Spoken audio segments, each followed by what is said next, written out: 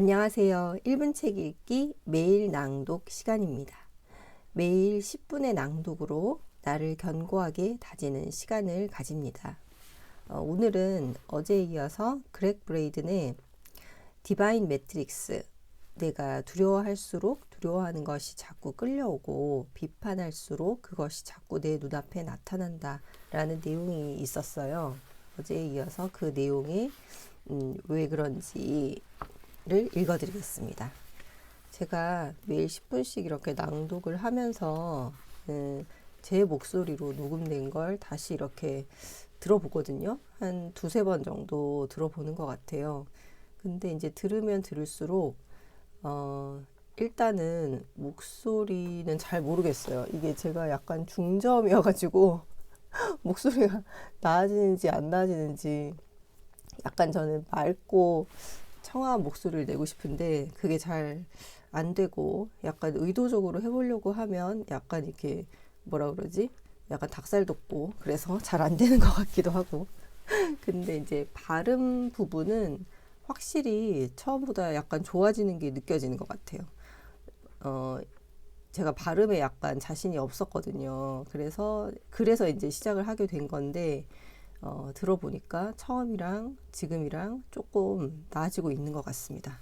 화이팅! 네, 오늘은 당신은 당신의 거울을 알아보는가? 당신과 가장 가까운 사람들과의 관계를 한번 살펴보자. 별 까닭 없이 짜증나게 하고 심지어 미칠 것만 같게 만드는 그들의 특성은 무엇인지 확인하자. 그런 다음 자신에게 이렇게 물어보자. 이들은 이 순간에 나 자신을 비추고 있는가? 그럴 가능성이 아주 높다. 만약 그렇다면 직감처럼 즉각 그런 사실을 알 수 있다. 하지만 대답이 아니요 라면 지금 이 순간의 나보다도 더욱 깊고 강력한 무엇인가를 비추고 있을 수 있다. 당신이 비판하고 있는 것들을 비추어 주는 것이다. 그러한 거울이 존재함을 깨닫는 것만으로도 비판의 마음은 치유되기 시작한다. 치유의 폭포 효과. 비판의 거울을 인식한 그날, 나는 이웃 마을 타우스푸에블로에 사는 친구를 찾아갔다. 그곳은 북미에서 가장 오래된 원주민 공동체로 적어도 1500년 전부터 인디언들이 살던 곳이다. 로버트는 뛰어난 장인이자 예술가로 타우스푸에블로에에서 상점을 운영했다. 상점 안에는 미국이라는 말이 생기기 전부터 긴 세월 살아온 조상들의 얼이 담긴 조각상, 부적, 음반, 보석 등이 진열되어 있었다.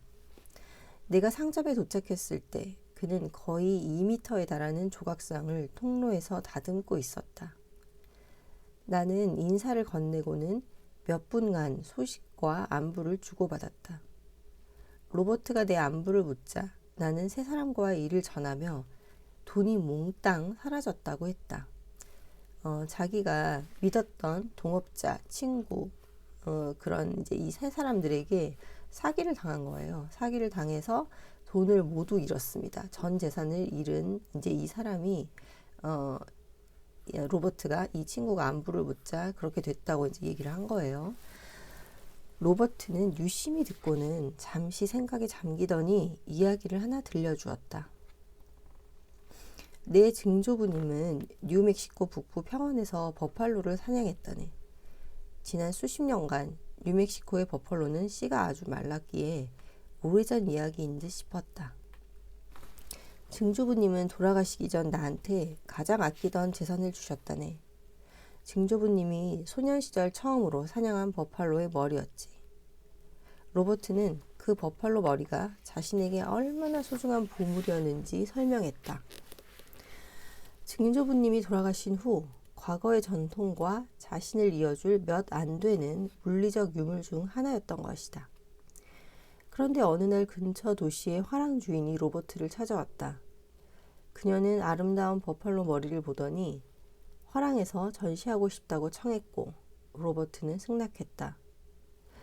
몇 주가 지나도 아무 소식이 없기에 로버트는 안부 인사나 할 겸 그 도시로 찾아갔다.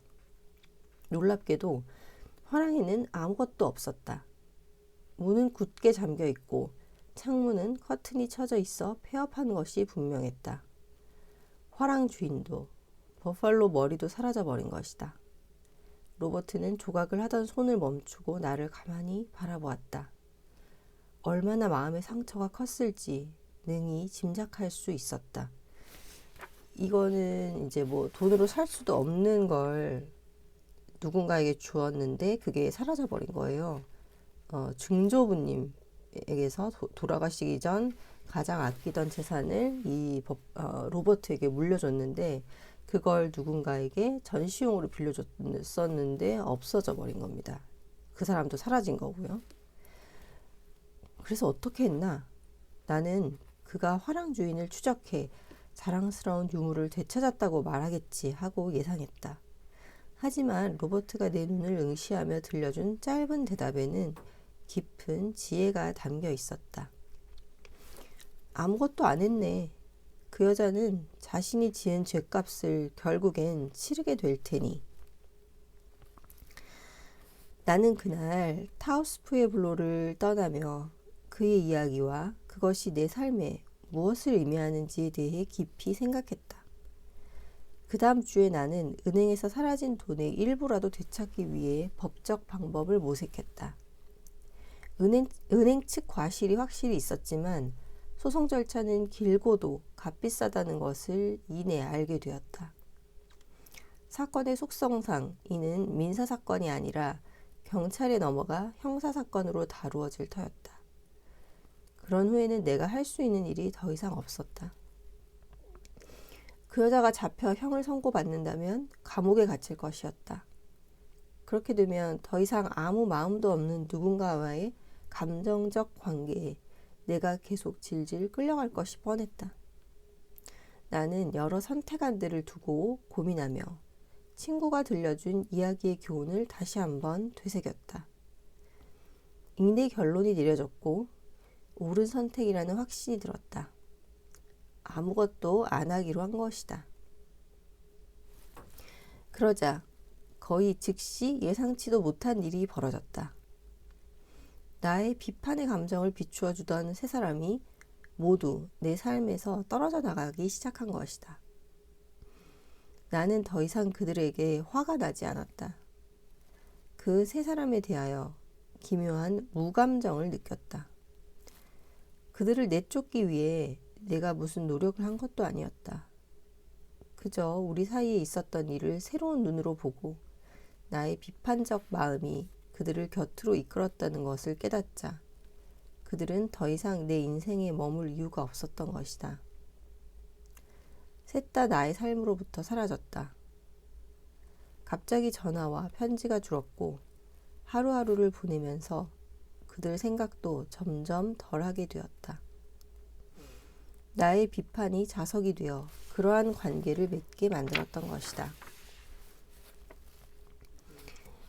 이는 흥미로운 발견이지만 며칠이 지난 후 더욱 흥미롭고도 신기한 일이 일어났다. 오랫동안 내 곁에 있었던 다른 사람들 역시 멀어지기 시작한 것이다. 관계를 끝내려고 내가 의식적으로 무슨 노력을 한 것도 아니었다.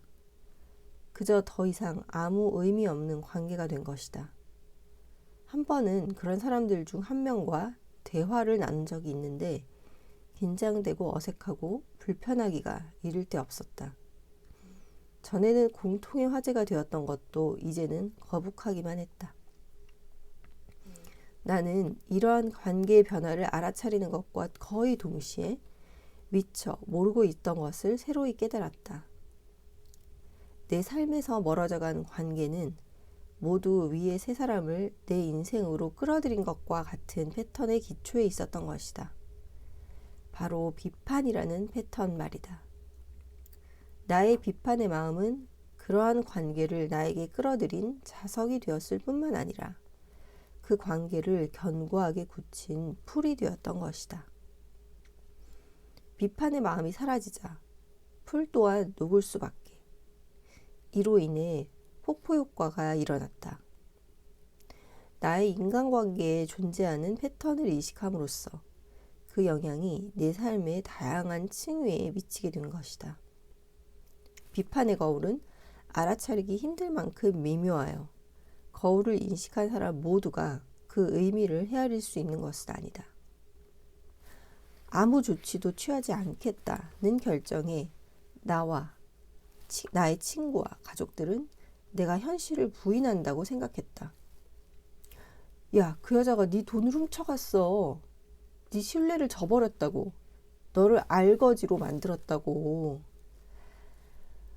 한층 위에서 보면 이는 지극히 타당한 말이다.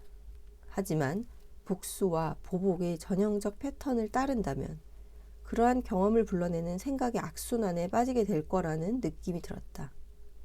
또한 다른 층위에서 본다면 이들 세 사람은 내가 미래에 행할 사업적 결정에 중요한 핵심이 될 무엇인가를 일깨워 주었다. 신뢰에 대한 중요한 교훈을 준 것이다. 그 전까지만 해도 나는 신뢰를 흑백 논리식으로 생각했다. 누군가를 믿거나 믿지 않거나 둘 중 하나라고. 상대방을 믿기로 했다면 완전히 믿어야 한다고. 나는 그러한 생각을 고집하려 했지만 이들 세 사람 덕분에 상대방을 어느 정도까지 믿어야 할지 스스로 판단해야 된다는 교훈을 얻을 수 있었다. 때때로 우리는 상대방이 스스로를 믿는 것보다 더 많은 신뢰를 주고 더 많은 책임을 맡긴다. 나 역시 바로 같은 실수를 한